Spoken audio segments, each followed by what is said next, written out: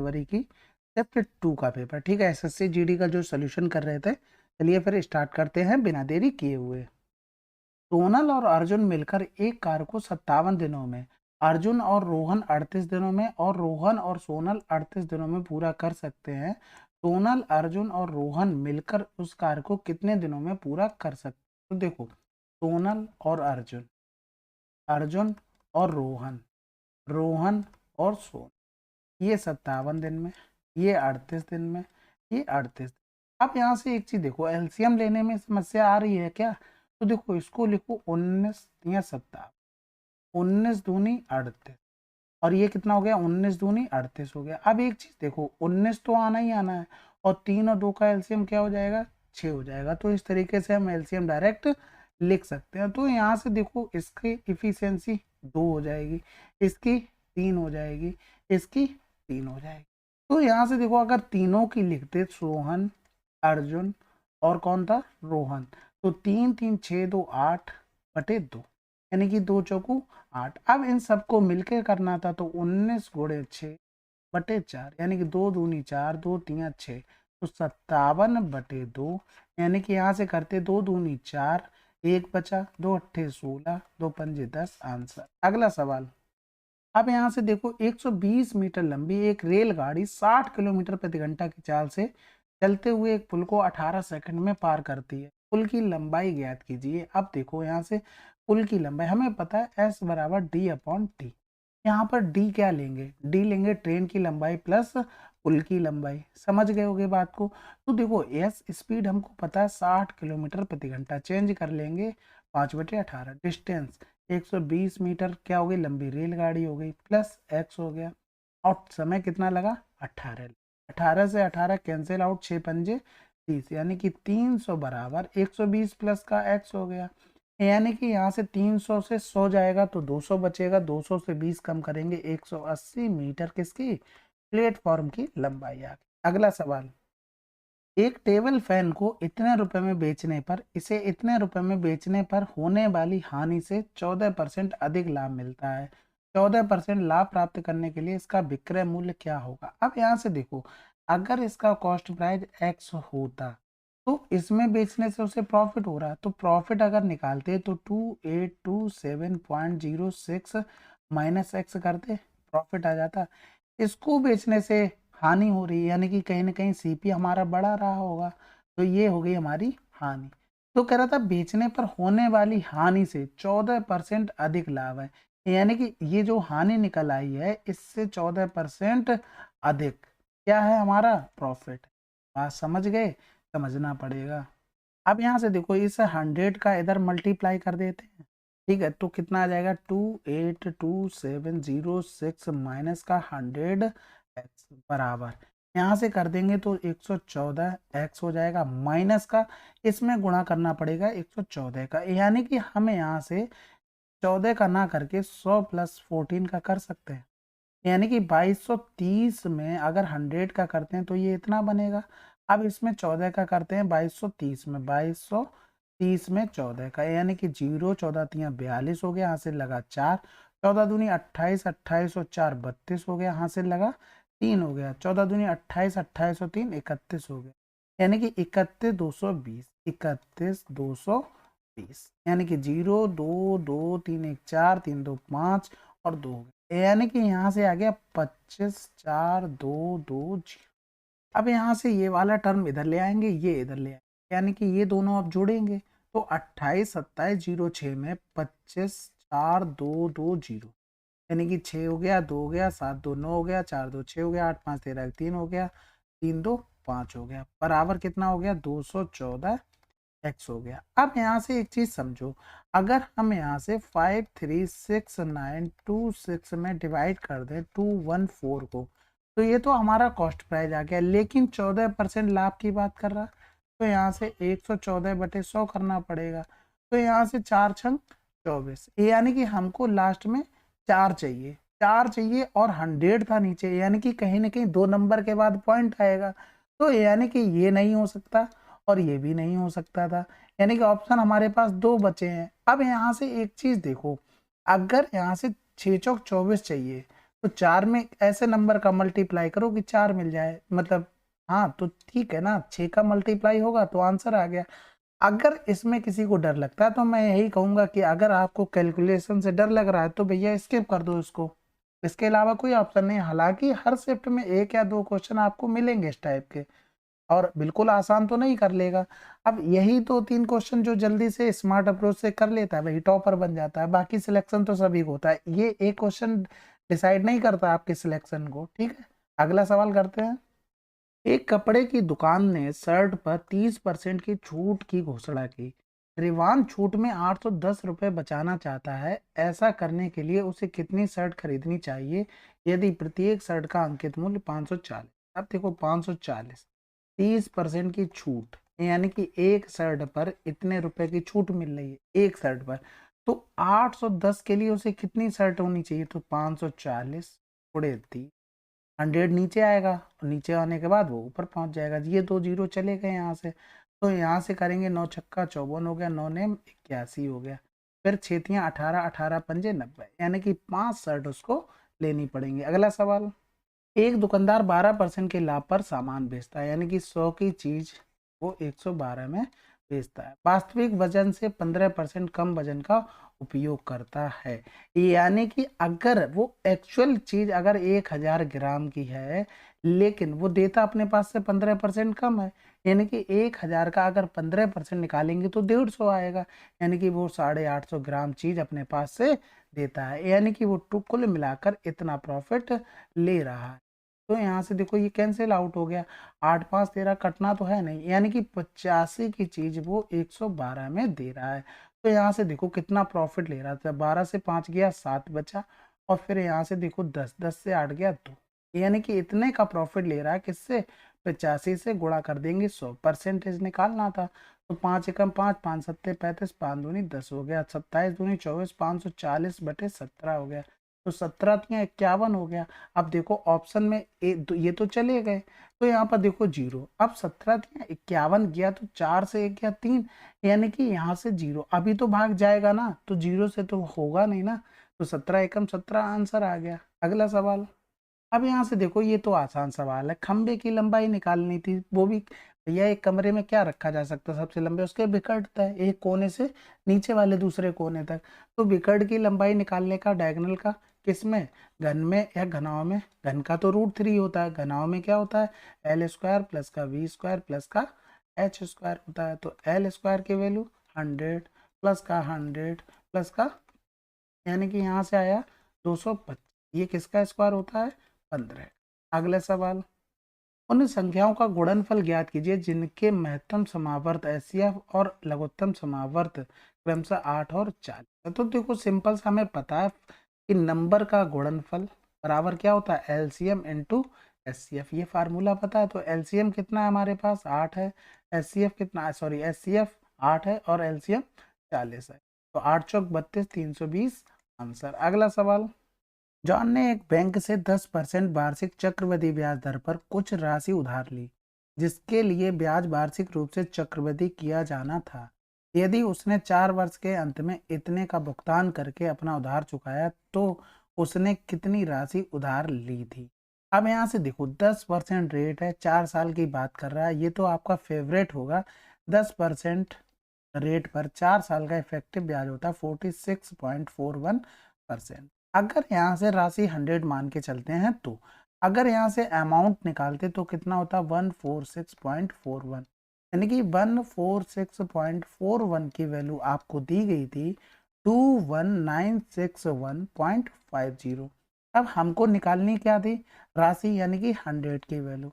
अब यहाँ से देखो ये पॉइंट से पॉइंट चला गया।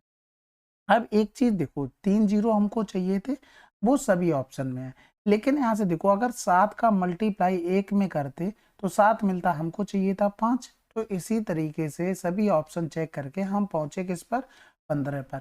अगर आपको बिलीव है, अपने ऊपर ट्रस्ट है, सही कर रहे हैं, तो आंसर यहीं से लग गया। नहीं तो फटाफट गुणा कर लो, 15 एकम 15 हो गया, 15 चौकू 60 हो गया, 15 छक्का 90 हो गया, 15 चौकू 60 हो गया, 15 एकम 15 6 21 हो गया। आ गया ना? तो ये 15 बार कट रहा है, यानी कि 15,000 आंसर। अगला सवाल। 400 मीटर लंबी एक वृत्ताकार दौड़ में ए और बी एक ही बिंदु से एक ही समय पर क्रमशः 10 मीटर प्रति सेकंड और 16 मीटर प्रति सेकंड की चाल से चलना शुरू करते हैं। समान दिशा में दौड़ते हुए वे आरंभ बिंदु पर पहली बार कितने समय बाद मिलेंगे।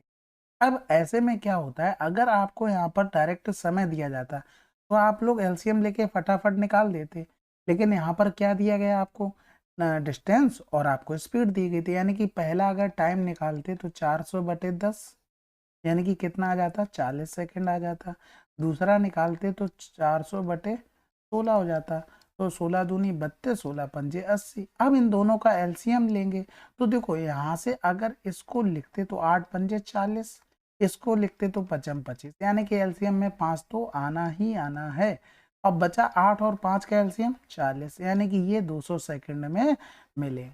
अगला सवाल, अब यहाँ से देखो ऐसे सवालों में आपको रेशियो बराबर करने की जरूरत नहीं है। अगर आप रेशियो बराबर करने जा रहे हैं तो आप टाइम वेस्ट कर रहे हैं। यहाँ से देखो a प्लस बी, ए 5 11 हो रहा, 11 देखो इसमें मिला इसमें मिला इसमें मिला, नहीं मिला हटा दो, ये भी हटा। अब बी प्लस सी यहाँ देखो 7 6 13 चाहिए, 13 इसमें है नहीं है, तो ये कैंसिल, आंसर आ गया हमारा। सी+a, अगर देखो डायरेक्ट ये नहीं लिखा होता तो इसका मल्टीपल लिखा होता, समझ गए। अब बराबर करना चाहते तो बराबर भी कर लो, इतना कठिन भी नहीं है, क्योंकि यहाँ पर b की वैल्यू 6 है, यहाँ पर भी v की वैल्यू 6 है, तो डायरेक्ट वैल्यू हम रख सकते थे। ठीक है, बाकी मल्टीपल भी दिए रहते हैं तो इस हिसाब से आप मैनेज कर लेंगे। अगला सवाल, एक डीलर अपने माल पर क्रय मूल्य से 15% अधिक अंकित करता है, फिर वह उस पर 20% की छूट देता है, उसका हानि परसेंटेज क्या होगा।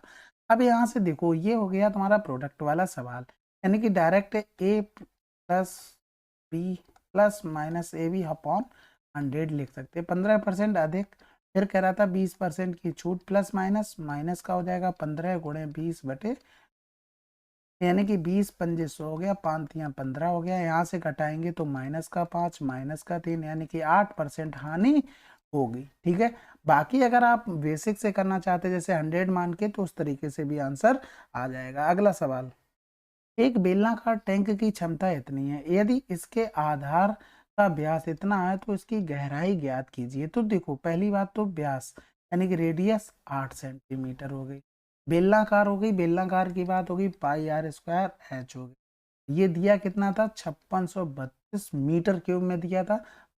पाई की वैल्यू 22/7 हो गई, आर की वैल्यू 8 गुणे 8 हो गई, गहराई हमको एच प्राप्त करनी थी, यानी कि 5632 हो गया। यहाँ से करेंगे तो 8 7 56, 8 चौक 32। फिर यहाँ से देखो कट जाएगा, बिल्कुल कटेगा, 8 2 64, 6 बचा, फिर 8 2 64, 22 चौक 88 हो गया, 7 चौक 28 मीटर हमारा। अगला सवाल, the LCM of two numbers is 15 times their SCF. The sum of the LCM and the SCF is 112. If one of the numbers is 49, then other number is. अब देखो कोई दो नंबर होंगे, उनका LCM SCF का कितना है, 15 गुना। ठीक है, कह रहा था 10 सम, यानी कि दोनों का सम LCM और SCF, इनका सम दिया गया था 112। यानी कि अगर यहाँ से लिखते LCM बटे SCF तो क्या आ जाता, 15/1, यानी कि इनको x मानते तो ये 15x, ये x हो गया, यानी कि 16x की वैल्यू 112, यानी कि x बराबर 7 हो गया। यानी कि यहाँ से लिखते तो 15 सत्ते 105 हो गया, ये कितना हो गया, 7 हो गया। हमें पता है नंबर का प्रोडक्ट बराबर होता है LCM इंटू S, यानी कि 105 गुणे 7 बराबर 49 इंटू हो गया, 7 7 49, यानी कि 15 सत्ते 105, x बराबर कितना आ गया, 15। अगला सवाल, बीमारी की वजह से एक व्यक्ति का भार एक महीने में 80 केजी से घटकर 64 केजी को हो गया, व्यक्ति के भार में प्रतिशत कमी क्या होगी। पहली बात तो देखो बेचारा बीमार हो गया, बोलना नहीं चाहिए, और वो खुश कितना होगा, उसका वजन 80 से 64 हो गया भाई, वो करते करते थक गया होगा तब नहीं हुआ, तो समझ लो ऐसे हो गया, तो उसको कितना अच्छा फील हो रहा हो। तो यहाँ से देखो 10 से 4 गया 6, अब यहाँ 7 7 से 6 गया 1, इतनी की कमी हुई किससे, 80 से, गुणा कर दो 100 का, यानी कि 16 पंजे 80, 20% आंसर। अगला सवाल, 350 में 20% की वृद्धि की जाती है और फिर 25% की कमी की जाती है, इस प्रकार बनने वाली नई संख्या ज्ञात कीजिए। देखो 350 20% की वृद्धि, 20% का मतलब होता है 1/5, यानी कि 5 से चीज कितनी हो गई, 6 हो गई। 25% की कमी, 25% का मतलब होता है 1/4, यानी कि 4 से चीज कितनी हो गई, 3 हो गई। यहाँ से करेंगे तो देखो 5 सत्ते 35 हो गया, फिर 2 तियां 6, 2 दूनी 4 हो गया, 3 तिरका 9, 9 सत्ते 63, 630/2 हो गया, 2 तियां 6 हो गया, 2 एकम 2 हो गया, 2 पंजे 10। अगला सवाल, 10 वस्तुओं का औसत मूल्य इतना है, एक वस्तु का मूल्य इतना है तो शेष 9 वस्तुओं का औसत मूल्य ज्ञात कीजिए। देखो सिंपल सी बात है, 35 है, यानी कि कहीं ना कहीं इसने लिया होगा अपने पास ज्यादा से ज्यादा नंबर, लेकिन अब इसको बर्खास्त किया जा रहा है, यानी कि 89 से 35 अगर हटाते हैं तो कितना लिया होगा इसने, 9 से 5 गया 4, 8 से 3 गया 5, यानी कि इतना एक्स्ट्रा ले रखा था इसने, लेकिन अब वो चला गया तो 89 से तो ज्यादा होगा 9 लोगों में, तो 9 लोगों में 54 होगा तो एक लोगों में कितना बढ़ेगा, 6 बढ़ेगा, यानी कि 6 इसमें ऐड कर देंगे तो 9 6 15 95 औसत। अगला सवाल, एक सही 1/2 वर्ष के लिए 8% प्रति वर्ष की दर से एक निश्चित राशि के लिए चक्रवृद्धि ब्याज और साधारण ब्याज के बीच का अंतर इतना है। जब चक्रवृद्धि ब्याज अर्धवार्षिक रूप से संयोजित किया जाता है और साधारण ब्याज की गणना वार्षिक रूप से की जाती है तो राशि क्या होगी। अब देखो यहाँ से अर्धवार्षिक की बात कर रहा है, अर्धवार्षिक का मतलब क्या हो गया कि एक साल में यहाँ से भी 2 बनेंगी भाई, 1/2, 1/2 प्लस 1/2, यानी कि अल्टीमेटली 3 साल का हमको डिफरेंस दिया गया था, और 12 महीने की रेट 8% है, तो 6 महीने की रेट आधा हो रहा है, यानी कि 4% रहा होगा। अब यहाँ से देखो 3 साल का डिफरेंस हमको चाहिए, तो देखो यहाँ से अगर 3 साल का डिफरेंस निकालना हो तो P अपॉन, तो 3 साल के डिफरेंस का फार्मूला होता है P इंटू आर अपॉन 100 की पावर 2, और ब्रैकेट में R अपॉन 100 प्लस का 3 बराबर होता है डिफरेंस, डिफरेंस 2 to 8 दिया गया था। अब यहाँ से देखो हमको क्या राशि ही तो निकालनी है, तो R की वैल्यू कितनी होगी, 4%, यानी कि 4 चौको 16, 100 इंटू 100, यहाँ से करेंगे 4 आ जाएगा, तो यहाँ पर देखो 304 इंटू 304/100 बराबर 2, और 2 8 हो जाएगा। तो यहाँ से करेंगे तो देखो 4 चौक 16, 4 पंजे 20, 4 सत्ते 28 हो गया। अब यहाँ से देखो 19 से कम 19 हो गया, 11 बचा, 19 छक्का 114, 19 तियां 57 हो गया। ठीक है, अब जो जो कट रहा है उसको काट लेते हैं, यहाँ से देखो ये चला जाएगा 25, इसी तरीके से ये 4 4 दो बार, यानी कि ये 25 और ये 25। अब यहाँ से देखो P बराबर 25 का क्यूब तो पता है 625 गुणे 25 गुणे 3। अब एक चीज देखो 3 पंजे 15 और 5 आया 55 25, 5 यूनिट डिजिट चाहिए, इसमें भी नहीं है, इसमें भी नहीं, इसमें भी नहीं, तो ये। अगला सवाल, 7 5 और 3 के चौथे समानुपाती तथा 7 और 13 के तीसरे समानुपाती के बीच का अनुपात क्या होगा। अब यहाँ से देखो 7 5 3 का, यानी कि 7/5, 3/x हो गया, यानी x बराबर हो गया 5×15/7 हो गया। तो यहाँ से देखो तीसरे तीसरे का मतलब क्या हो गया, 13 × 13/7, क्योंकि दो नंबर अगर इनका तृतीय अनुपात निकालना हो तो B² अपॉन A ये फार्मूला होता है। इन दोनों का अनुपात यानी कि 15/7 अनुपात 169/7 कैंसिल आउट, तो आंसर। अगला सवाल, ए और बी एक काम को अलग अलग 10 दिन और 15 दिन में पूरा कर सकते हैं। बी अकेले 3 दिन कार्य करता है तथा फिर कार्य छोड़ देता है। ए शेष कार्य को कितने दिनों में पूरा करेगा। तो देखो ए 10, बी 15, एलसीएम लेंगे तो कितना आ जाएगा 30, यानी कि 3 इफिशियंसी, इसकी 2 इफिशियंसी। बी अकेले 3 दिन करता है, यानी कि 3 दिन करेगा 2 की इफिशियंसी से, तो 6 करेगा, यानी कि 30 से काम 6 हो गया, बचा कितना 24। अब इस ए को अकेले करना है, यानी कि 8 दिन में कर देगा। अगला सवाल, एक बस स्टेशन पी से स्टेशन क्यू तक 70 किलोमीटर प्रति घंटा की चाल से और स्टेशन क्यू से स्टेशन पी तक 90 किलोमीटर प्रति घंटा की चाल से जाती है। पूरी यात्रा के दौरान बस की औसत चाल क्या है। अब एवरेज स्पीड का फार्मूला तब जब डिस्टेंस आपकी कांस्टेंट हो, तो 2xy/x प्लस का y, यानी कि 70 × 90 इंटू में 2, 9 7 16, यानी कि 160, 0 से 0 चला गया, 2 8 16 हो गया। यहाँ से करेंगे तो 9 7 63, 630/8 हो गया। यहाँ से करेंगे तो 8 7 56 हो गया। अब देखो 2 ऑप्शन जा चुके, पूरी कैलकुलेशन करने की ज़रूरत नहीं होती है। 8 सत्ते 56 किया आपने, बचा कितना? 7 बचा, यानी कि 70 हो गया। फिर कितना? देखो 2 ऑप्शन 8 8 64 हो सकता है, या तो 8 पन्ने 40, ये तो बहुत कम है, तो ये आंसर। ठीक है, पूरा दिमाग वर्जी में क्यों लगाना है, पेपर इतना बड़ा होता है, वैसे भी फ्रस्ट्रेट हो जाते हो। अगला सवाल करते हैं। चलिए फिर 10 जनवरी की शिफ्ट 2 आपकी कंप्लीट हो गई है, कमेंट करके जरूर बताइए।